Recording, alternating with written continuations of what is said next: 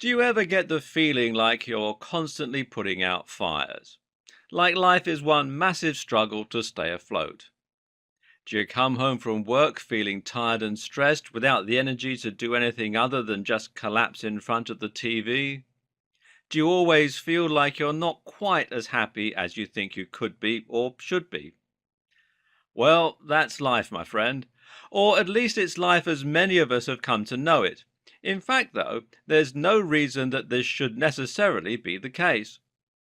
The problem is that we're always chasing after the gold at the end of the rainbow, and in doing so, we never stop to smell the roses. Sorry to mix metaphors there, but I feel it paints a fairly accurate picture of the situation. We're never happy because we're always striving for what's next. We're always stressed about what's coming up, and we never appreciate what we have until we lose it. We think the only way to change this is to change our lives, to work harder and longer. But it's not. The way we change this is from the inside out.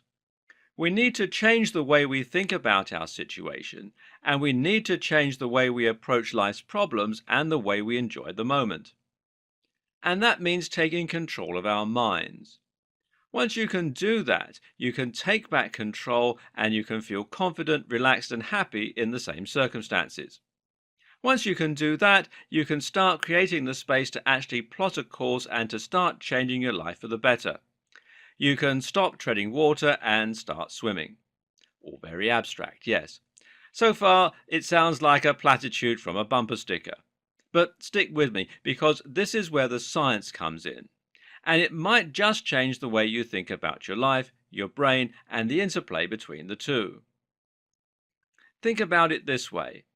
It's not the situation that matters, it's your perception of the situation that matters. And I mean this in the most literal and realistic of senses.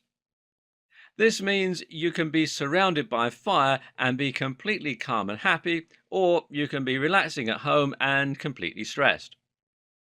In the first case scenario, you're surrounded by fire, but you believe that you're invincible.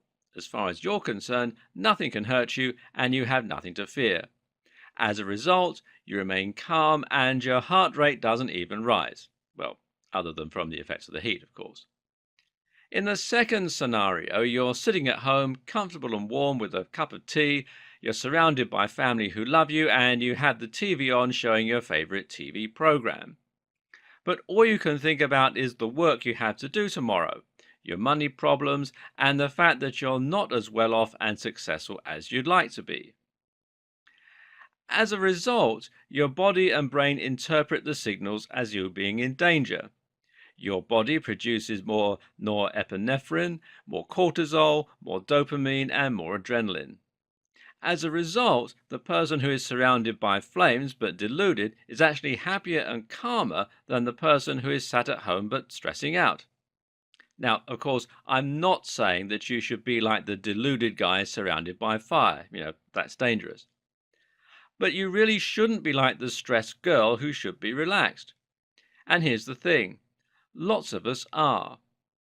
This is why it's so important to start taking control of your mind, because it's what will impact on your happiness, your calm, your focus, and on all the other things that contribute to you being happy and successful. Changing your environment and circumstances is often incredibly difficult, nigh impossible even. But you can change your mind today, and that can bring incredible benefits.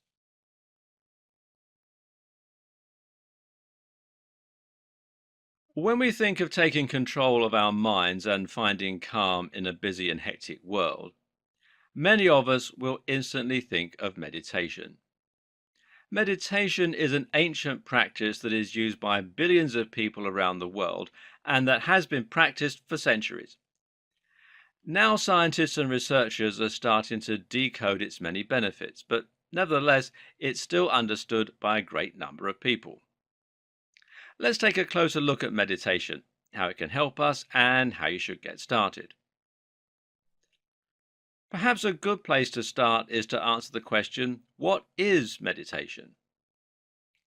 While many people think of meditation as a way to achieve enlightenment, to recreate the effects of hallucinogenic drugs, or to practice various religions, the reality is that meditation is simply a form of practicing control over your thoughts. It can be all those things, but at its most basic, meditation means trying to focus your thoughts or clear your mind, which is essentially the equivalent of training your attention. So often, our thoughts are reactive. We are constantly being distracted and taken from one experience to the next, whether due to television, to music, or to something else entirely. But when you meditate, you will be actively controlling your thoughts. You will become introspective and you'll start to reflect on the very nature of thought itself. And as you do, you'll learn to remain in control of your thought processes so as to prevent yourself from becoming easily distracted, stressed, angry, or otherwise experiencing inappropriate or unhelpful emotions. This is a highly valuable form of training, and it's one that's particularly relevant in today's fast paced and constantly connected world. Meditation can help us to conquer stress and to improve concentration in a range of tasks. Studies show that meditation can help us to improve our mood, our concentration, our focus, our creativity, and more. It has both immediate effects by providing us with a break from the stress of our internal monologue and helping us to experience theta brainwaves, but it also has long term benefits as we start to learn to better control and understand our own thoughts and emotions. Meditation has even been shown to boost our IQ. That's right, it can actually make you smarter. And this also correlates with more connective tissue in the brain and a greater ability to utilize different areas of the brain at once for single tasks. Fortunately, meditation is gradually starting to make its way into the mainstream. More and more productivity and lifestyle coaches are recommending its benefit, and it forms an integral part of cognitive behavioral therapy, which currently is the most popular form of clinical intervention for a whole host of psychological difficulties. Still not convinced? Then I invite you to have a listen to Tim Ferriss's podcasts. Tim Ferriss is the author of The 4 Hour Work Week and is one of the most influential writers on the net when it comes to topics like fitness, self improvement, productivity, and happiness. His most recent project, the podcast, sees him interviewing a large number of different influential figures. Those include Matt Mullenweg, the creator of WordPress, Maria Popova of Brain Pickings, and Arnold Schwarzenegger, and many, many more. One of the questions he'll often ask them is what their morning routine looks like and if they have any other habits they consider important to their success. What does Tim Ferriss note is the one thing that nearly all his interviewees have in common? They all meditate. So, if you want to be one of the world's most influential entrepreneurs, if you want to be spiritually enlightened, or if you just want to be smarter, then you need to start meditating. But while meditation has benefits across the board, it's also worth noting that some forms of meditation appear to be more effective at promoting specific psychological benefits than others, and this is according to a study from the National University of Singapore. If you want to get the best benefits from meditation, then you need to choose the right type to get started with. Here's what the study found when comparing Theravada and Vajrayana meditation. In the study from the National University of Singapore, it was found that Theravada meditation is more effective than Vajrayana for promoting relaxation and calmness. Studies measured activities of the parasympathetic nervous system, the prime purpose of which is to promote calmness, while practitioners were deep in meditation.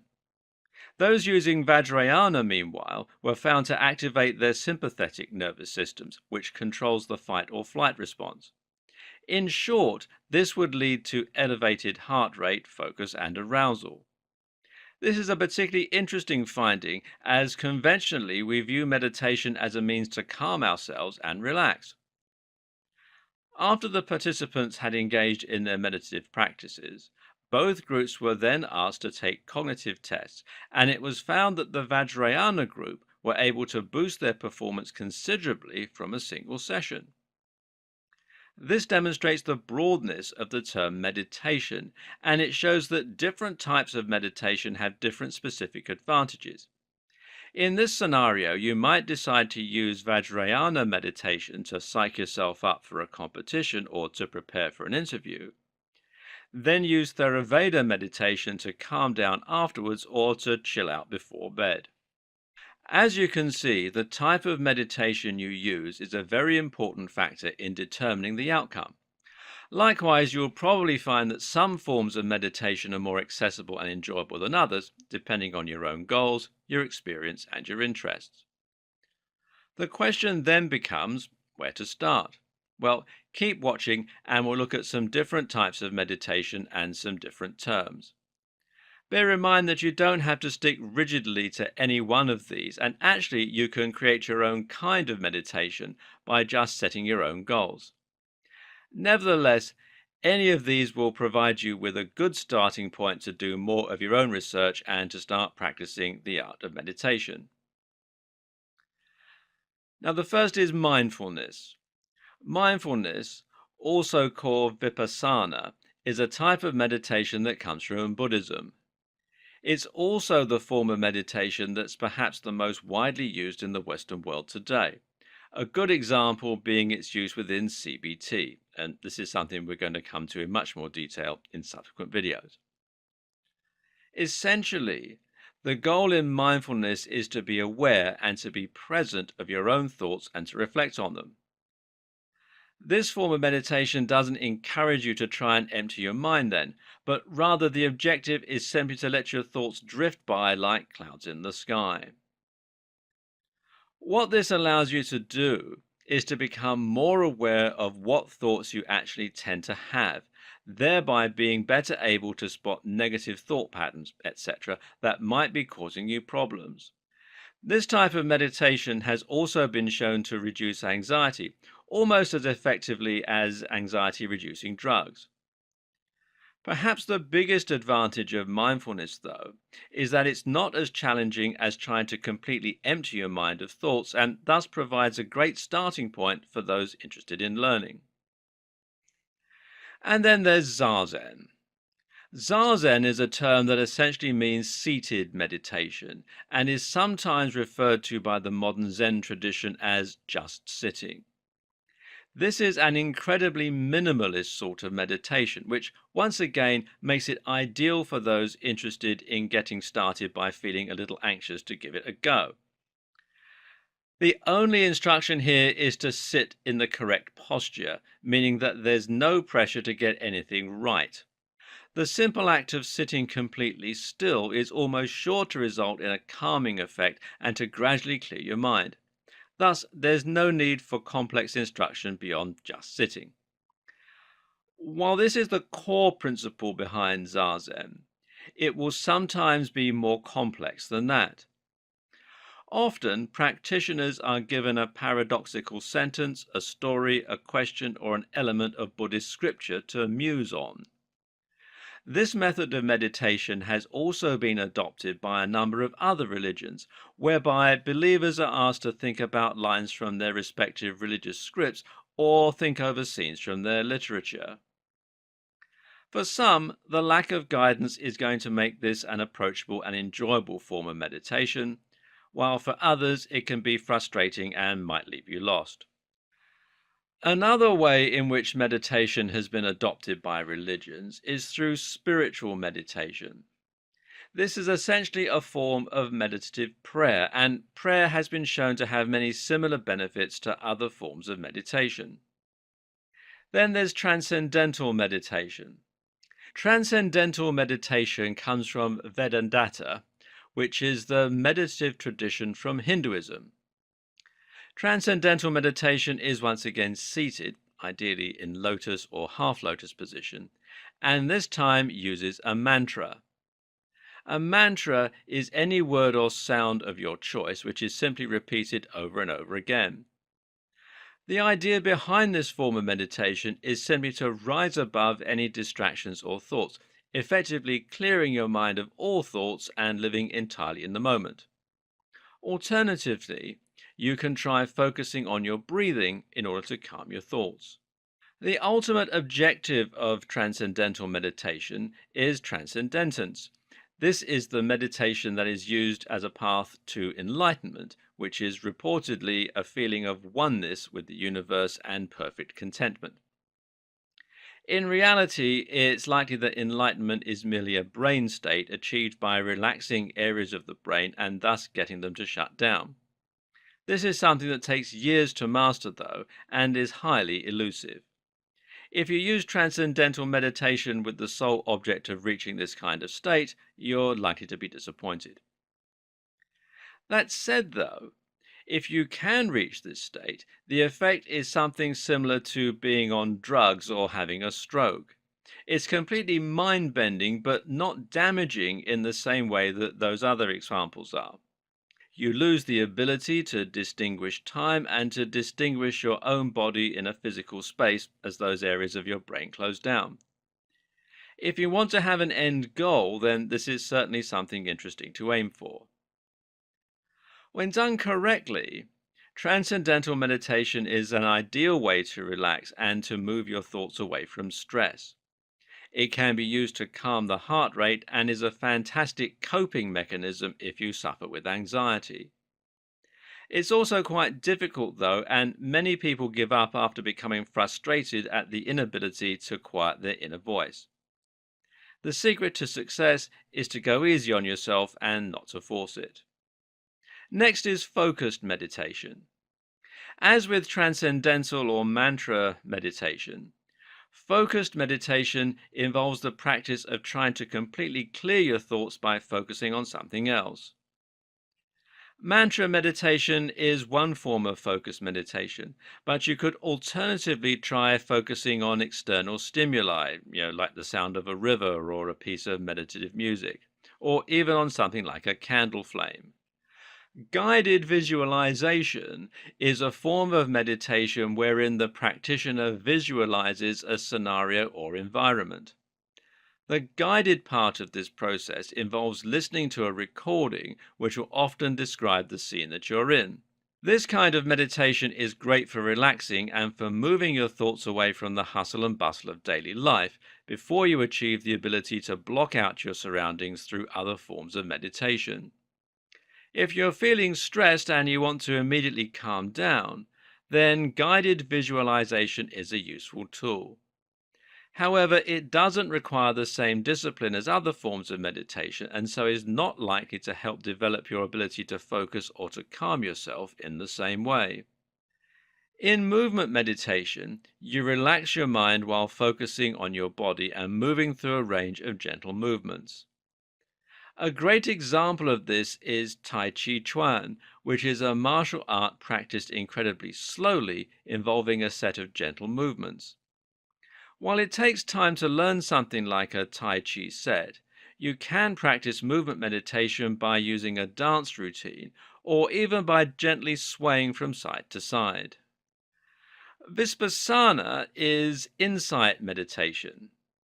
Vipassana is Theravada meditation, Theravada being a branch of Buddhism. This is meditation that involves close attention to sensation, with the goal being to discover the nature of existence. This form of meditation comes from Buddhism, and it was believed to be the type practiced by the Buddha himself.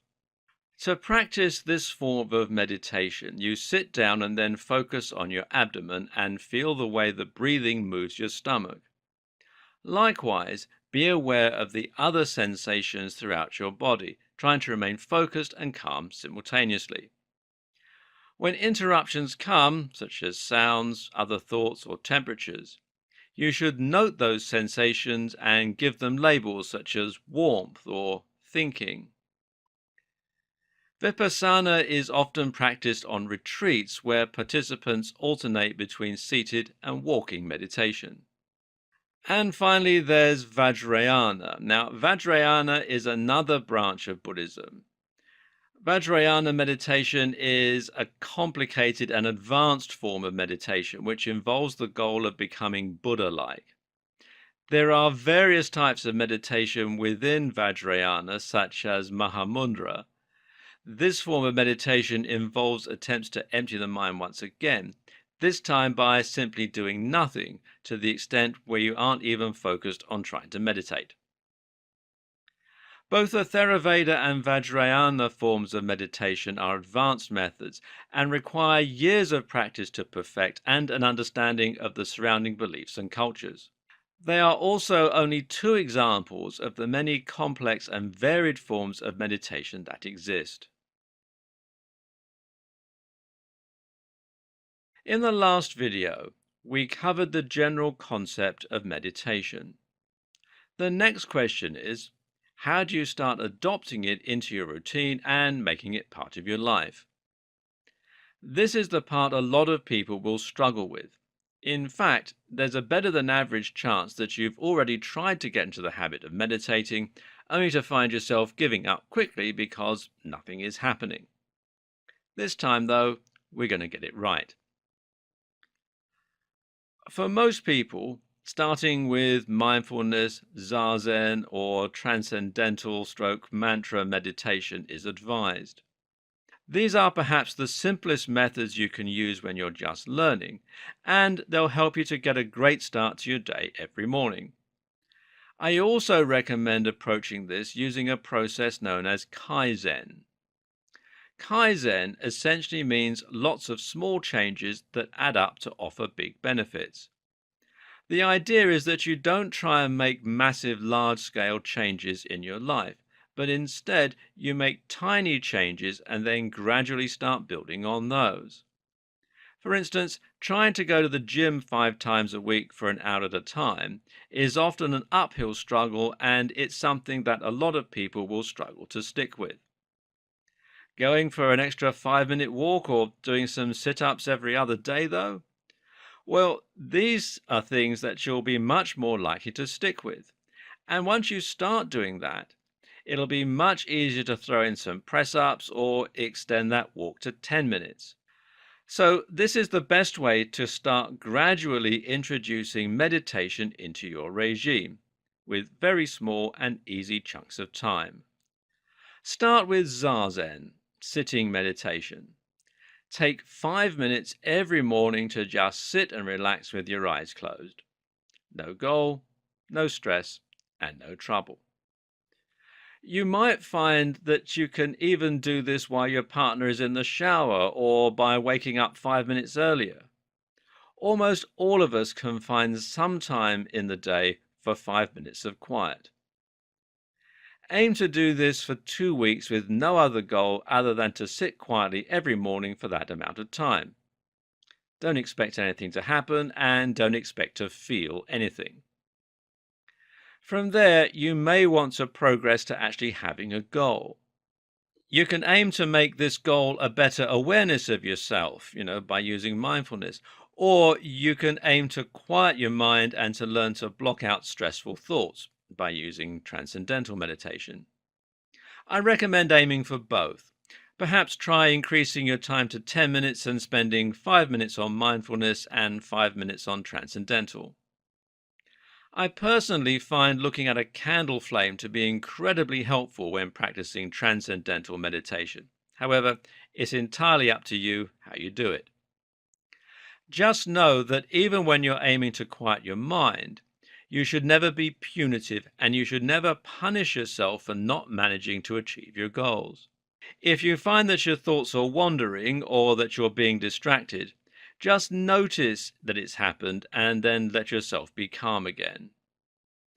The reason it's so important not to have a strict aim or to reprimand yourself for getting it wrong is that it introduces stress into what should be an innately calming activity. At this point, though, you're now starting to enjoy meditation as part of your everyday life, and that means you should have formed the positive habit. And remember, it takes 30 days to form or break a habit. Now you can see what works for you and start learning more and experimenting. Still struggling to get into the swing of things? Another option is to try guided meditation. Guided meditation means you'll be following a set of instructions that will be spoken verbally. You can get these as a sound file or as a video, and the idea is that you listen to them and follow the instructions in order to clear your mind and observe your thoughts. Because this gives you something external to guide you, it makes it much easier not to let your mind wander. A great place to look for guided meditation is on YouTube. Just do a search in YouTube for guided meditation, and you'll see there's almost 1.5 million results at the time that I'm making this video. And you see, if I scroll down, there's all sorts of good stuff here on guided meditation, all sorts of different videos that you can use to help you. You can also try the excellent Headspace app, which you can read more about here at headspace.com/headspace-meditation-app. And you can get it from this site, or you can download the app from the App Store on Apple or Google Play, or you can also get it on Amazon as well. Another option is to get help from someone who knows what they're doing. An easy way to do this is to go to a class like yoga or Tai Chi, where you'll likely have some guided meditation at the end of sessions.